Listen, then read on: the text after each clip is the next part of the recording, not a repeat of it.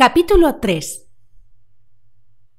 A las 12:30 del día siguiente, Lord Henry Wotton fue paseando desde Curzon Street hasta el Albany para visitar a su tío, Lord Fermor, un viejo solterón, cordial pero un tanto brusco, a quien en general se tachaba de egoísta porque el mundo no obtenía de él beneficio alguno, pero al que la buena sociedad consideraba generoso porque daba de comer a la gente que le divertía.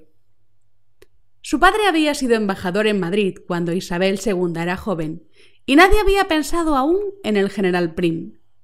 Pero abandonó la carrera diplomática caprichosamente por el despecho que sintió al ver que no le ofrecían la embajada de París, puesto al que creía tener pleno derecho en razón de su nacimiento, de su indolencia, del excelente inglés de sus despachos y de su desmesurada pasión por los placeres. El hijo, que había sido secretario de su padre y que presentó también la dimisión, gesto que por entonces se consideró un tanto descabellado, sucedió a su padre en el título unos meses después y se consagró a cultivar con seriedad el gran arte aristocrático de no hacer absolutamente nada. Aunque poseía 2 grandes casas en Londres, prefería vivir en habitaciones alquiladas que le causaban menos molestias y hacía en su club la mayoría de las comidas. Se preocupaba algo de la gestión de sus minas de carbón en las Midlands y se excusaba de aquel contacto con la industria alegando que poseer minas de carbón otorgaba a un caballero el privilegio de quemar leña en el hogar de su propia chimenea. En política era conservador, excepto cuando los conservadores gobernaban, periodo en que los insultaba sistemáticamente, acusándolos de ser una pandilla de radicales. Era un héroe para su ayuda de cámara, que lo tiranizaba, y un personaje aterrador para la mayoría de sus parientes, a quienes él a su vez tiranizaba. Era una persona que solo podía haber nacido en Inglaterra, y siempre afirmaba que el país iba a la ruina. Sus principios estaban anticuados, pero se podía decir mucho en favor de sus prejuicios. Cuando Lord Henry entró en la habitación de su tío, lo encontró vestido con una tosca chaqueta de caza, fumando un cigarro habano y refunfuñando mientras leía The Times. «Vaya, Harry», dijo el anciano caballero, «¿qué te ha hecho salir tan pronto de casa? Creía que los dandis no se levantaban hasta las 2 y no aparecían en público hasta las 5. Puro afecto familiar, tío George, te lo aseguro. Quiero pedirte algo. Dinero, imagino. Bueno, siéntate y cuéntamelo todo. En estos tiempos que corren, los jóvenes se imaginan que el dinero lo es todo. Sí, murmuró Lord Henry colocándose mejor la flor que llevaba en el ojal de la chaqueta.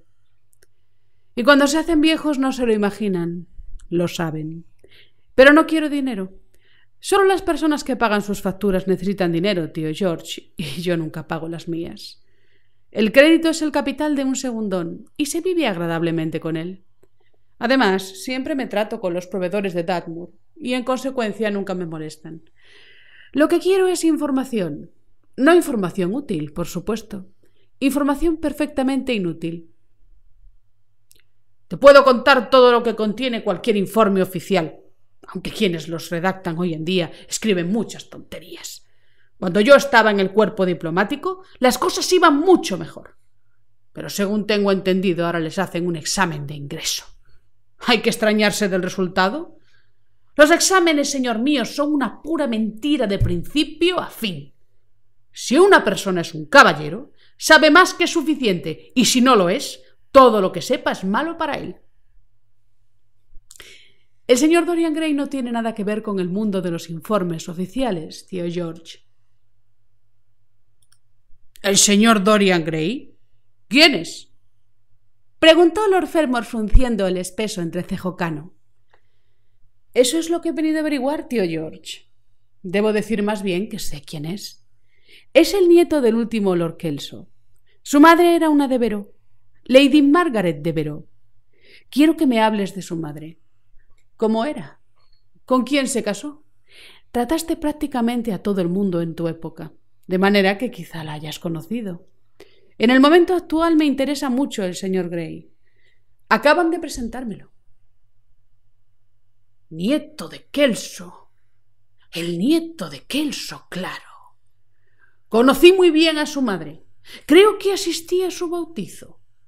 Era una joven extraordinariamente hermosa, Margaret Devereux, y volvió loco a todo el mundo escapándose con un joven que no tenía un céntimo, un don nadie, señor mío, un suboficial de infantería o algo por el estilo.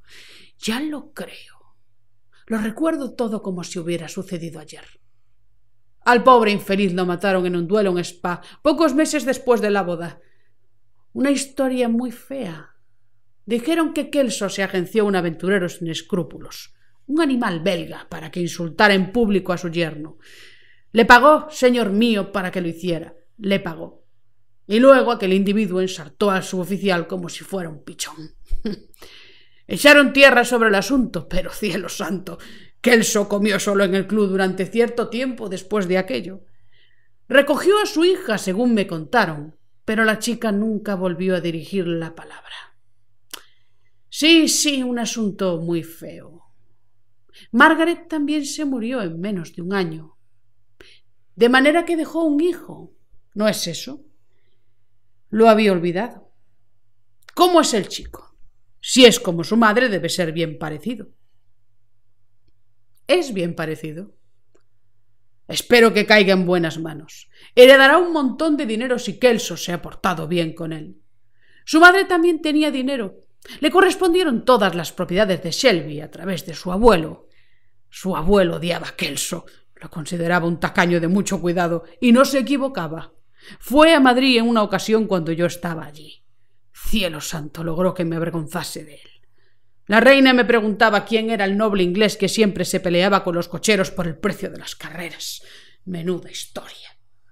Pasé un mes sin aparecer por la corte. Confío en que tratara a su nieto mejor que a los cocheros de alquiler. No lo sé. Imagino que al chico no le faltará de nada. Todavía no es mayor de edad. Sé que Shelby es suyo, lo sé porque me lo ha dicho él.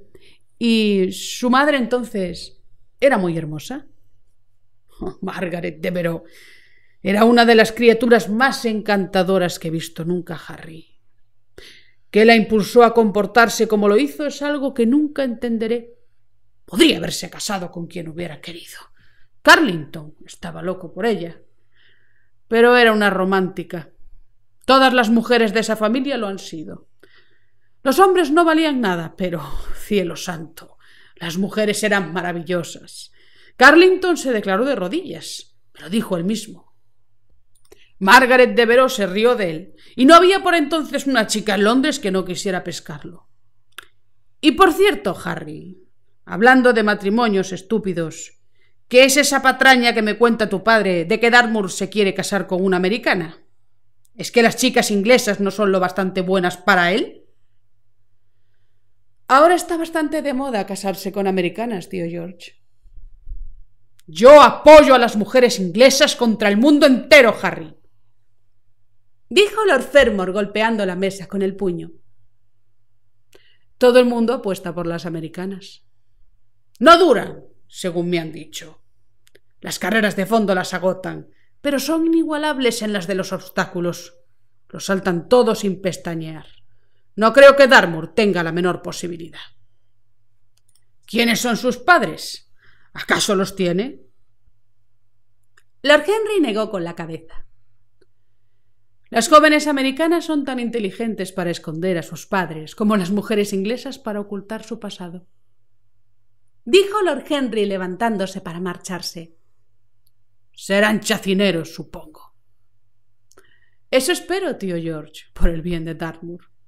Me dicen que la chacinería es una de las profesiones más lucrativas de los Estados Unidos, después de la política. ¿Es bonita esa muchacha? Se comporta como si fuera hermosa. La mayoría de las americanas lo hacen. Es el secreto de su encanto. ¿Por qué no se quedan en su país? Siempre nos están diciendo que es el paraíso de las mujeres. Lo es. Esa es la razón de que, como Eva, estén tan excesivamente ansiosas de abandonarlo. Adiós, tío George. Gracias por darme la información que quería. Me gusta saberlo todo sobre mis nuevos amigos y nada sobre los viejos. ¿Dónde almuerzas hoy, Harry? En casa de tía Agatha. He hecho que me invite junto con el señor Dorian Gray, que es su nuevo protégé. Dile a tu tía Agatha, Harry, que no me moleste más con sus empresas caritativas. Estoy harto. Caramba, la buena mujer cree que no tengo nada mejor que hacer que escribir cheques para sus estúpidas ocurrencias. De acuerdo, tío George, se lo diré. Pero no tendrá ningún efecto. Las personas filantrópicas pierden toda noción de humanidad. Se las reconoce por eso. El anciano caballero gruñó aprobadoramente y llamó para que entrara su criado.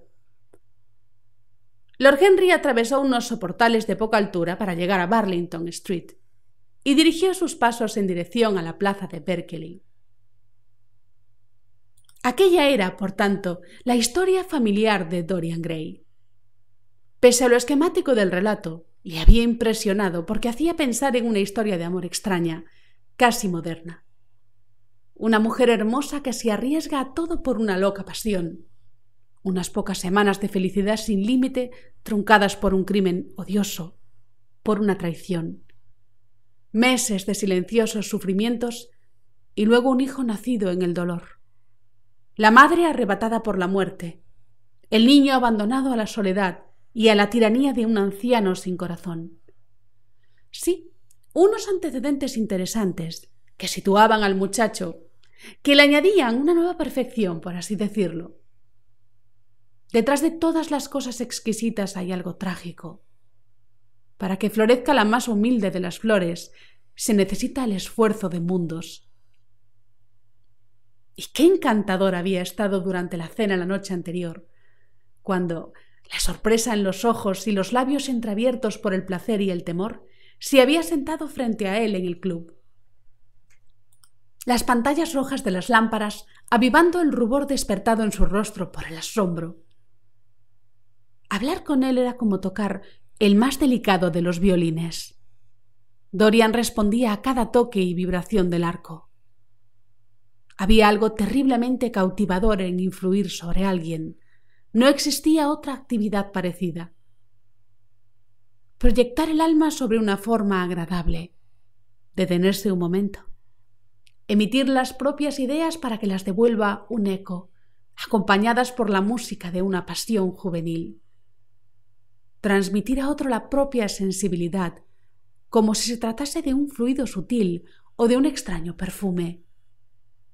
Allí estaba la fuente de una alegría verdadera, tal vez la más satisfactoria que todavía nos permite una época tan mezquina y tan vulgar como la nuestra. Una época zafiamente carnal en sus placeres, enormemente vulgar en sus metas. Aquel muchacho a quien por una extraña casualidad había conocido en el estudio de Basil encarnaba además un modelo maravilloso, o al menos se le podía convertir en un ser maravilloso. Suyo era el encanto y la pureza inmaculada de la adolescencia, junto a una belleza que sólo los antiguos mármoles griegos conservan para nosotros. No había nada que no se pudiera hacer con él. Se le podía convertir en un titán o en un juguete. Qué lástima que semejante belleza estuviera destinada a marchitarse. ¿Y Basil? Desde el punto de vista psicológico, qué interesante era. Un nuevo estilo artístico, un nuevo modo de ver la vida. Todo ello sugerido de manera tan extraña por la simple presencia de alguien que era todo eso de manera inconsciente. El espíritu silencioso que mora en bosques sombríos y camina sin ser visto por campos abiertos, mostrándose de repente como una tríade, y sin temor, porque en el alma que la busca se ha despertado ya esa singular capacidad a la que corresponde la revelación de las cosas maravillosas, las simples formas, los simples contornos de las cosas que se estilizaban, por así decirlo, adquiriendo algo semejante a un valor simbólico, como si fuesen a su vez el esbozo de otra forma más perfecta, a cuya sombra dotaban de realidad. Qué extraño era todo. Recordaba algo parecido en la historia del pensamiento. ¿No fue Platón, aquel artista de las ideas, quien lo había analizado por vez primera? ¿No había sido Buonarroti quien lo esculpió en el mármol multicolor de una sucesión de sonetos? Pero en nuestro siglo era extraño. Sí, trataría de ser para Dorian Gray lo que él, sin saberlo, había sido para el autor de aquel retrato maravilloso. Trataría de dominarlo. En realidad ya lo había hecho a medias. Haría suyo aquel espíritu maravilloso. Había algo fascinante en aquel hijo del amor y de la muerte. De repente, Lord Henry se detuvo y contempló las casas que lo rodeaban. Se dio cuenta de que había dejado atrás la de su tía y sonriendo volvió sobre sus pasos. Cuando entró en el vestíbulo, un tanto sombrío, el mayordomo le hizo saber que los comensales ya se habían sentado a la mesa. Entregó el sombrero y el bastón a uno de los lacayos y pasó al comedor. «Tarde como de costumbre», exclamó su tía reprendiéndolo con un movimiento de cabeza. Lord Henry inventó una excusa banal y después de acomodarse en el sitio vacío al lado de Lady Agatha, miró a su alrededor para ver a los invitados. Dorian Gray le hizo una tímida inclinación de cabeza desde el extremo de la mesa, apareciendo en sus mejillas un rubor de satisfacción. Frente a él tenía a la duquesa de Harley, una dama con un carácter y un valor admirables, muy querida por todos los que la conocían, y con las amplias proporciones arquitectónicas a las que los historiadores contemporáneos, cuando no se trata de duquesas, dan el nombre de corpulencia. A su derecha estaba sentado Sir Thomas Burdon, miembro radical del Parlamento, que seguía a su líder en la vida pública y a los mejores cocineros en la privada, cenando con los conservadores y pensando con los liberales, según una regla tan prudente como bien conocida. El asiento a la izquierda de la duquesa estaba ocupado por el señor Erskine de Treatley, anciano caballero de considerable encanto y cultura, que había caído sin embargo en la mala costumbre de guardar silencio, puesto que, como explicó en una ocasión a Lady Agatha, todo lo que tenía que decir lo había dicho antes de cumplir los 30. A la izquierda de Lord Henry se sentaba la señora Vandeleur, una de las amigas más antiguas de su tía, santa entre las mujeres, pero tan terriblemente poco atractiva que hacía pensar en un himnario mal encuadernado. Afortunadamente para él, la señora Vandeleur tenía a su otro lado a Lord Faudel, una mediocridad muy inteligente de más de 40 años y calva tan rotunda como una declaración ministerial en la Cámara de los Comunes, con quien conversaba de esa manera tan intensamente seria, que es el único error imperdonable, como él mismo había señalado en una ocasión, en el que caen todas las personas realmente buenas, y del que ninguna de ellas escapa por completo. «¿Estamos hablando del pobre Dartmoor, Lord Henry?», exclamó la duquesa haciéndole desde el otro lado de la mesa un gesto amistoso con la cabeza. «¿Cree usted que se casará realmente con esa joven tan fascinante?». «Creo que la joven está decidida a pedir su mano, duquesa». «¡Qué espanto!», exclamó Lady Agatha. «Alguien debería tomar cartas en el asunto». «Me han informado de muy buena tinta que su padre tiene un almacén de áridos», dijo Sir Thomas Burdon con aire desdeñoso. «Mi tío ha sugerido ya que se trata de chacinería, Sir Thomas». «¿Áridos? ¿Qué mercancías son esas?», preguntó la duquesa alzando sus grandes manos en gesto de asombro y acentuando mucho el verbo. «Novelas americanas», respondió Lord Henry mientras se servía una codorniz. La duquesa pareció desconcertada. «No le haga caso, querida. Mi sobrino nunca habla en serio». «Cuando se descubrió América», intervino el miembro radical de la Cámara de los Comunes, procediendo a enumerar algunos datos aburridísimos. Como todas las personas que tratan de agotar un tema, logró agotar a sus oyentes. La duquesa suspiró e hizo uso de su posición privilegiada para interrumpir. «Ojalá nunca lo hubieran descubierto. A decir verdad, nuestras jóvenes no tienen ahora la menor oportunidad. Es una gran injusticia». «Quizá después de todo, América nunca haya sido descubierta», dijo el señor Erskine. «Yo diría que más bien fue meramente detectada».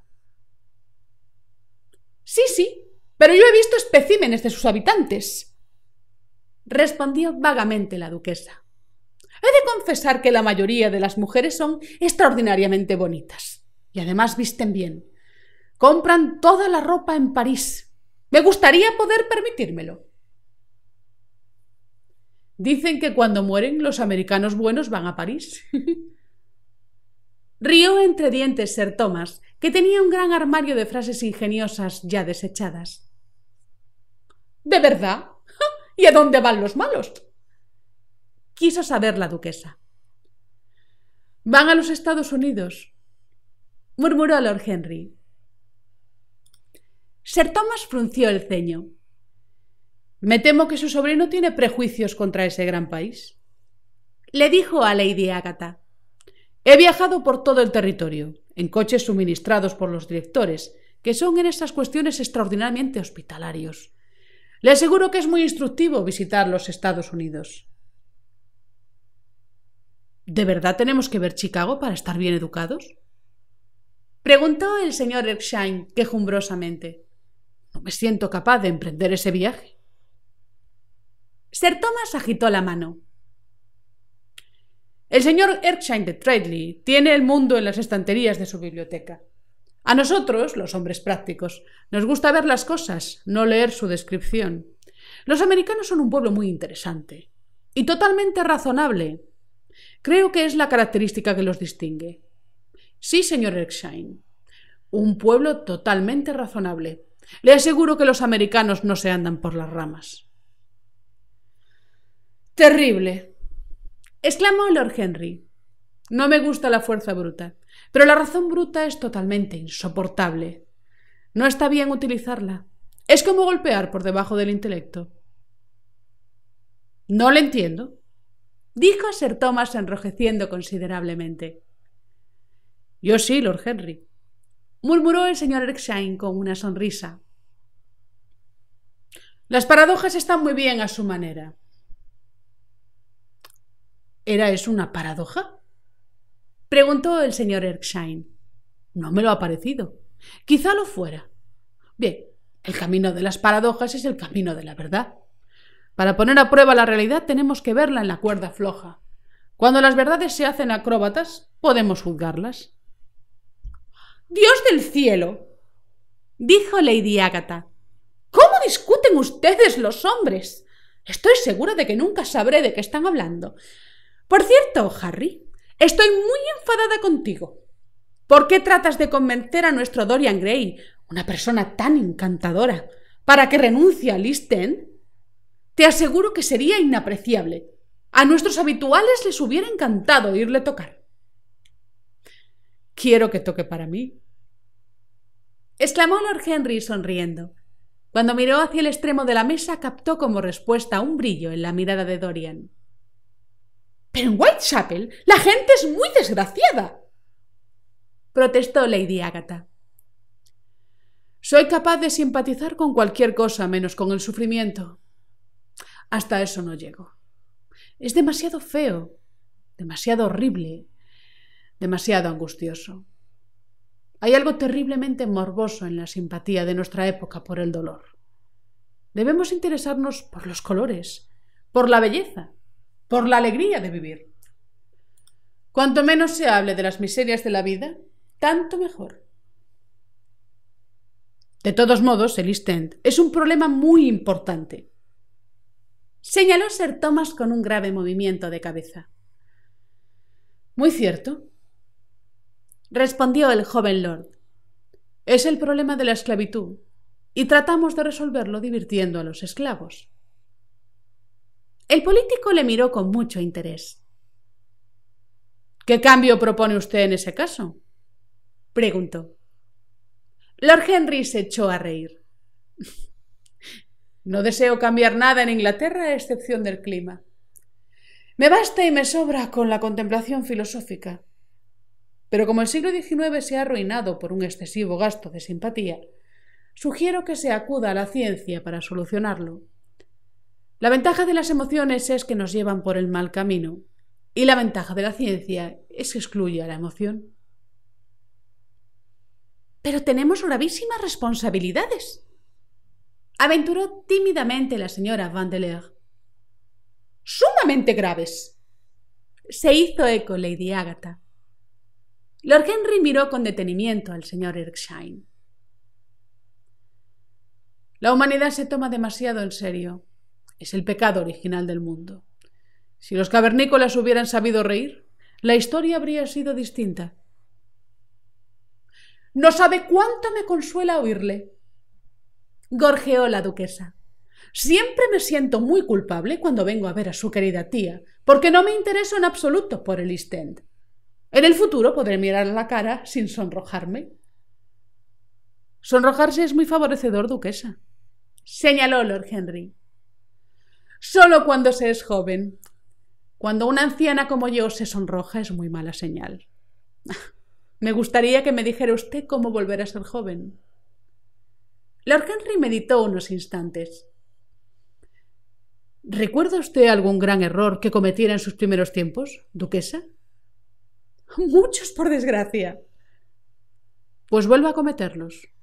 Para recuperar la juventud basta con repetir las mismas locuras. Deliciosa teoría. He de ponerla en práctica. Una teoría peligrosa, dijo Sir Thomas, la boca tensa. Lady Agatha movió desaprobadoramente la cabeza, pero la idea le pareció de todos modos divertida.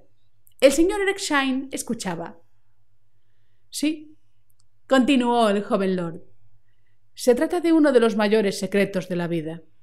En la actualidad la mayoría de la gente muere de una indigestión de sentido común y descubre cuando ya es demasiado tarde que lo único que nunca lamentamos son nuestros errores. Se oyeron risas en torno a la mesa. Lord Henry jugó con la idea, animándose cada vez más. La lanzó al aire y la transformó. La dejó escapar y volvió a capturarla. La adornó con todos los fuegos de la fantasía y le dio alas con la paradoja. El elogio de la locura, mientras Lord Henry proseguía, se elevó hasta las alturas de la filosofía, y la filosofía misma se hizo joven y contagiada por la música desenfrenada del placer.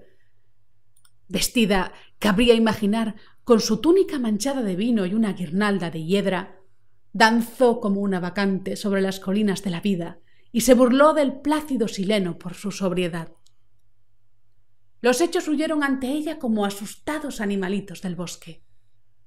Sus pies alabastrinos pisaron en el enorme lagar donde sienta sus reales el sabio mar, hasta que el zumo rosado de la vid se elevó en torno a sus extremidades desnudas en oleadas de burbujas moradas, o se deslizó en espuma por las negras paredes inclinadas de la cuba. Fue una extraordinaria improvisación.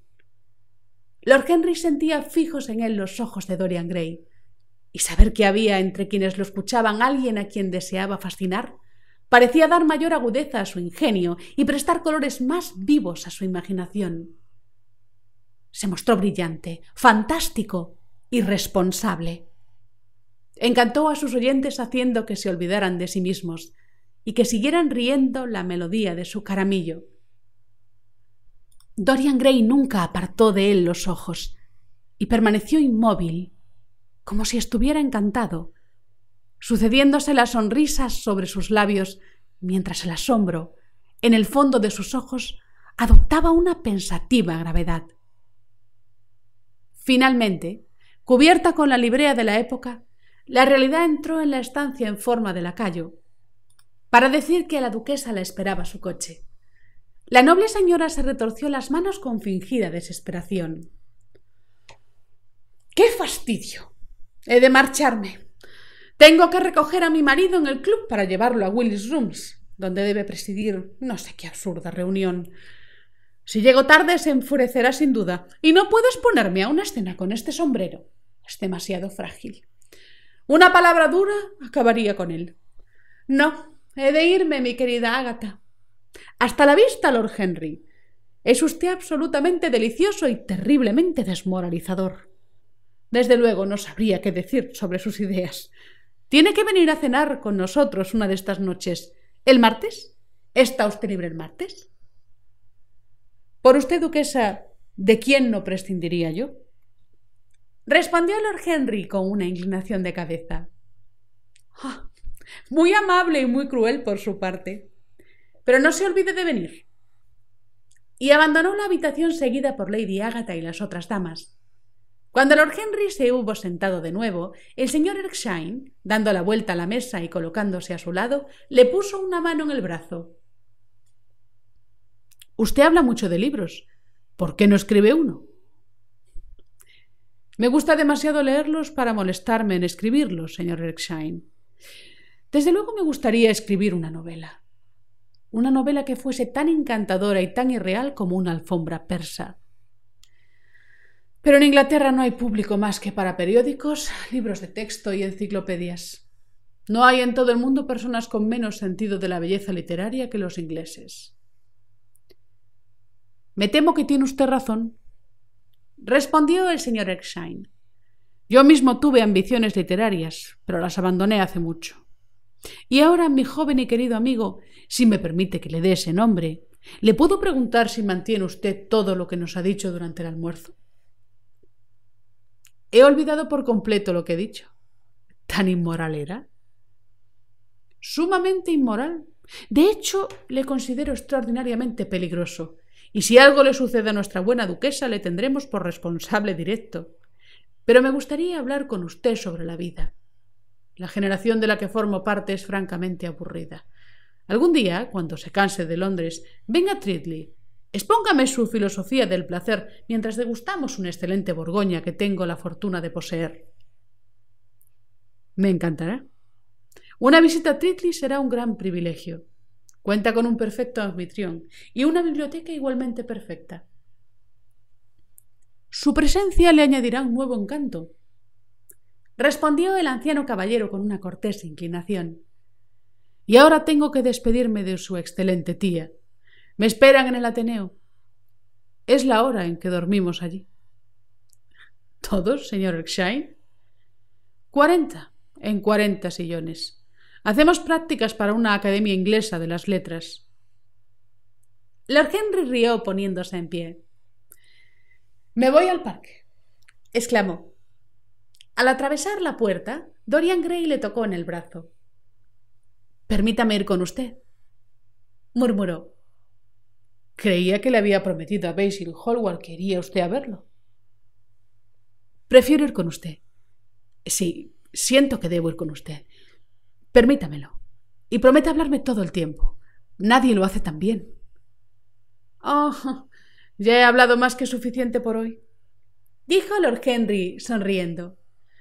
«Todo lo que quiero ahora es mirar la vida. Puede usted venir y mirarla conmigo si lo tiene a bien.